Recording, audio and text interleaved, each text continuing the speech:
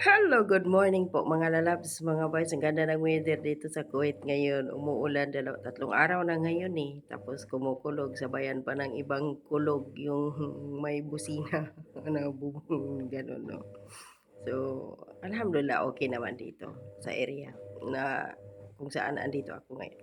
So, pag-uusapan natin mga lalabs, mga bayots. By the way, never mind sa aking background na may busis kasi naglalaba ako, nasa laundry ako.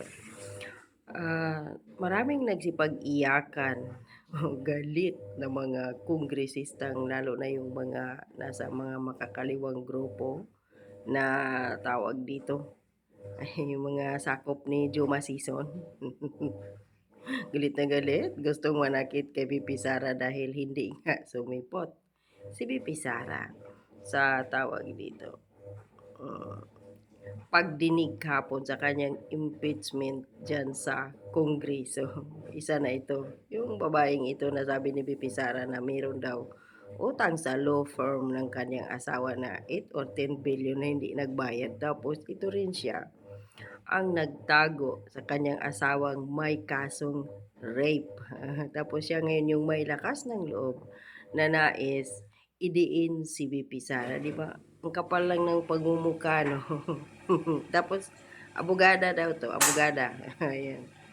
So ngayon, galit na galit to, pati sila Dilima, sabi ni Dilima hindi daw nirirespeto ni BP Sara ang kongreso. Ay, bakit? Karespeto ba ang kongres? In the first place, sinabi ni Tatay Digong na pinakabulok, the most rotten government institution sa Pilipinas ay ang Congress. Andun lahat ng mga kawatan talaga. So ngayon, dito tayo sa kanyang sinabi. Ayan basahin lang ninyo sa baba. So yung hindi daw pagharap sa proseso ni VP Sara ay maaaring ituring na patuloy na paglabag sa saligang batas. Anong saligang batas ang pinagsasabi ng babaeng ito na kung mag-research kayo mga lalabs, mga bayots?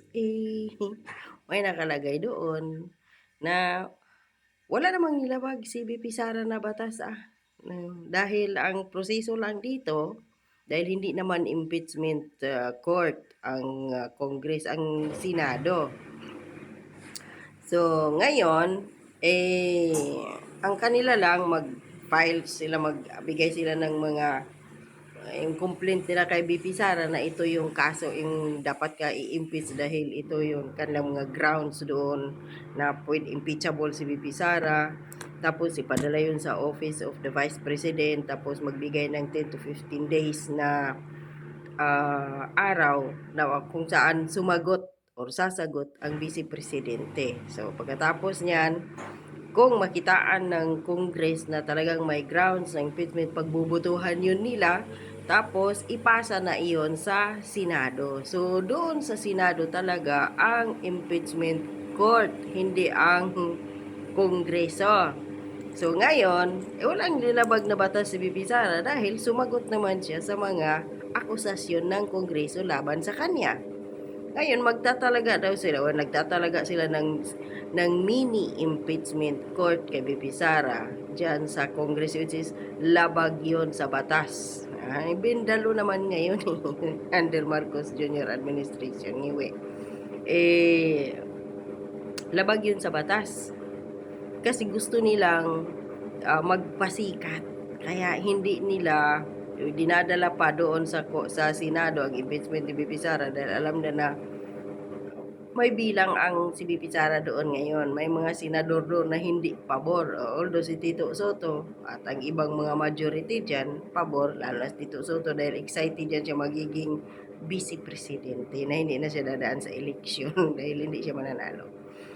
So, labag daw yun sa konstitusyon, no? Or saligang batas ng Pilipinas. So, sabi dito, Representative Jervil Ruiz addressed Sara Duterte's absence from the first impeachment hearing, saying that failure to participate in the hearings before the Committee on Justice is tantamount, may patantamount ka pang nalalaman, to a culpable violation of the Constitution. Sasagutin natin yan mamaya dahil nag-research tayo kung totoo ba.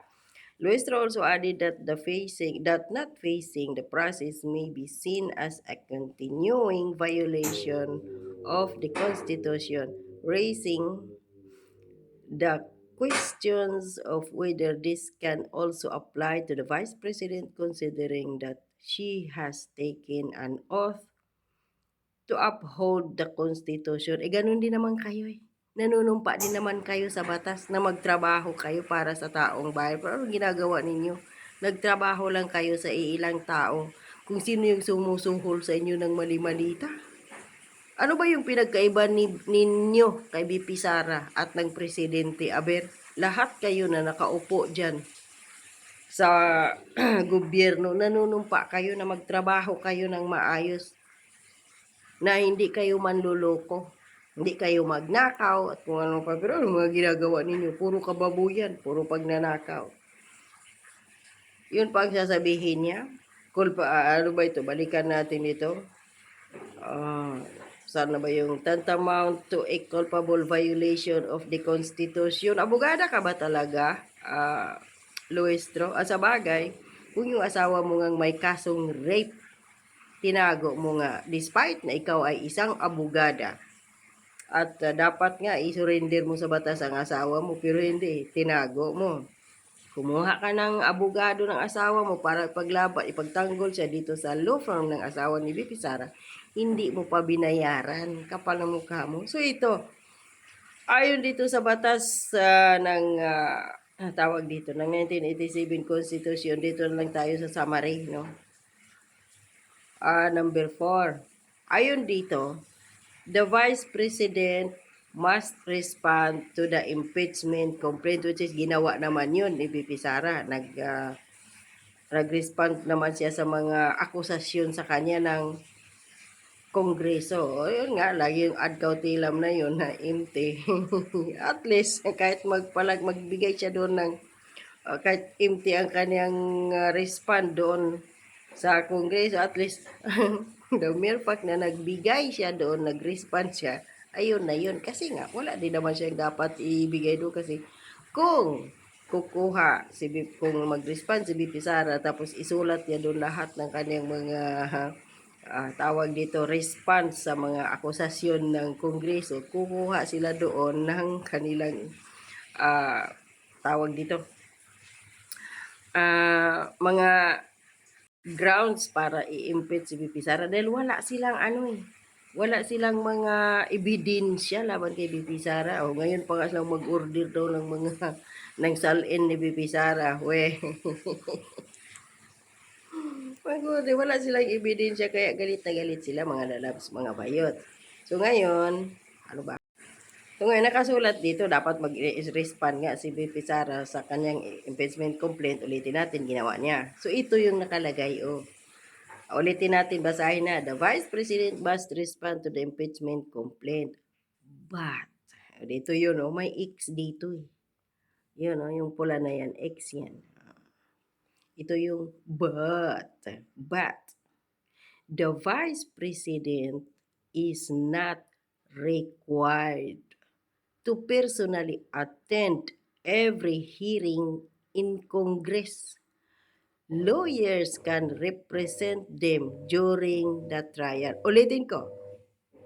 Sabi ng batas na sinasabi niyang paglabag daw sa batas ang sinasabi ni BP Sara.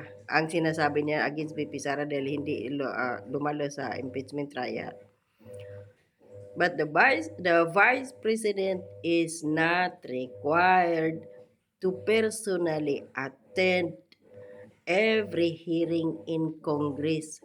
Abogado lang ni BP Sara ang pwedeng magrepresenta sa trial. So sumunod si BP Sara sa batas. Ang hindi niya pagdalo sa walang kwenta na impeachment kunwari ng Kongreso laban kay BP Sara is nakalagay sa ating saligang batas. So sino ngayon yung nagmukhang bobo dito? Si Luistro dahil hindi sila nagtagumpay sa kanilang plano na hiyain doon si BP Sara. May reason.